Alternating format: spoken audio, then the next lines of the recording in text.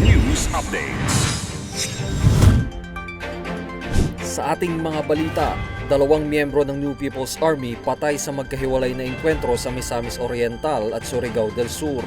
Negosasyon sa China para sa Sea Code of Conduct, nakahanda ang Pilipinas. May-ari ng lumubog na barkong sanhi ng malawakang oil spill sa Mindoro nahaharap sa patong-patong na kaso. 1 milyong pisong multa para sa drunk drivers inihain ni Senator Tulfo. Ako po si Cesar Soriano, kasama ang buong pwersa ng Kidlat News Channel para ihatid ang mga nangungunang balita sa buong kapuluan ngayon. Patay ang 2 miyembro ng New People's Army sa magkasunod na mga engkwentro sa gitna ng no-let-up operation ng 4th Infantry Division ng Philippine Army sa Misamis Oriental at Surigao del Sur. Noong February 11, nakasagupa ng 58th Infantry Battalion ng siyam na NPA fighters sa Barangay Quezon Heights, Balingasag, Misamis Oriental. Napaslang sa engkwentro si Miguel Sereño alias Eman, ang vice squad leader ng grupo.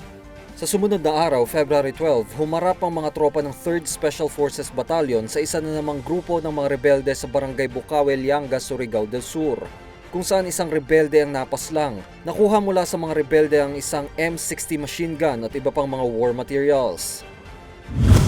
Handa ang Pilipinas sa negosasyon ng Code of Conduct sa pagitan ng China at mga bansa sa Timog Silangang Asya para maiwasan ang mga malaking gulo sa South China Sea. Diin ni Foreign Affairs Secretary Enrique Manalo, ang tensyon sa South China Sea ay hindi dahil sa rivalry ng United States at China. Kanyang idiniin na may lehitimong karapatan at interes ang Pilipinas at iba pang mga Southeast Asian nations ukol dito. Una nang inumpisahan ang proseso ng Code of Conduct sa pagitan ng Pilipinas at China noong 2017. Sa kasalukuyan, hindi pa rin nagkakasundo ang dalawang bansa sa magiging laman ng code bago ito umusad. Nahaharap sa patong-patong na criminal charges ang may-ari ng ilang opisyal ng kumpanya ng lumubog na barkong nagdulot ng malawakang oil spill sa Oriental Mindoro noong nakaraang taon, ayon sa Department of Justice o DOJ. Sasampahan ng multiple counts ng falsification by a private individual, multiple use of falsified documents sa ilalim ng Article 172 in relation to Article 171, Section 2 ng Revised Penal Code, at multiple counts of falsification of public or official documents sa ilalim ng Article 171, Section 4 ng RPC ang ship owner.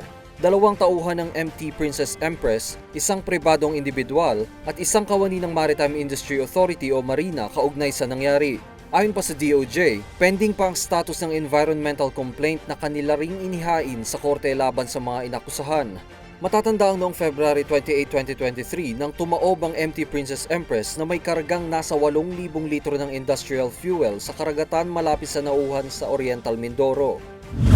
Naghain si Senator Raffy Tulfo ng isang batas na naglalayong pagmultahin ng 1 milyong piso ang mga motor vehicle drivers na mahuhulihang nasa impluensya ng alak. Sa ilalim ng Senate Bill No. 2546, itataas mula sa 0.5 milyon hanggang 1 milyong piso ang ipapataw na multa kung ang paglabag ay nagresulta sa homicide. Kukumpiskahin at sususpendehin din ang lisensya ng driver sa loob ng 2 taon sa oras na lumabag ito. Aniya, dahil ito sa pagtaas ng bilang ng naitatalang vehicular incidents at road crash accidents nang dahil sa lasing na driver noong 2022. Para sa Kidlat News Updates, Juan Miguel Soriano nag-uulat. Halos naging simbol ng kayamanan ng baril. Nag-dominate talaga ang power ng baril dito sa Basilan. Sa pagputok ng baril, nawasak ang pinakaiingatang kapayapaan. As a young lieutenant, yung iniisip namin noon is to survive every day. No? Kailan ba ito matatapos? Sa bawat punglong itinutok sa kalaban, namayani ang ibang klaseng kalupitan. Tuturing namin yung lahat ng sundalo is kalaban. Sa Abu Sayyaf, pati sibilyan, ituturing nilang kaaway. Ang goal lang namin is mamatay. Ngunit sa pagputok ng baril, nagising ang diwa ng pagkakaisa para puksain ang utak ng kasamaan. Mag-surrender at sumuko na kayo.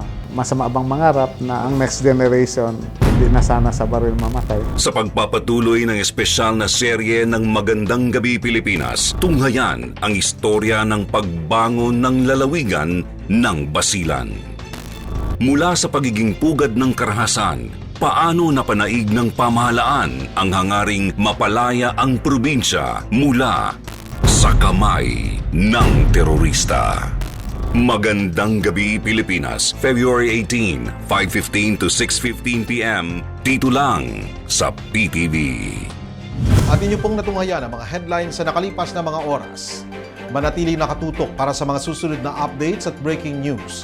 Ako po si Cesar Soriano, kasama nyo sa bawat pagputok ng balita.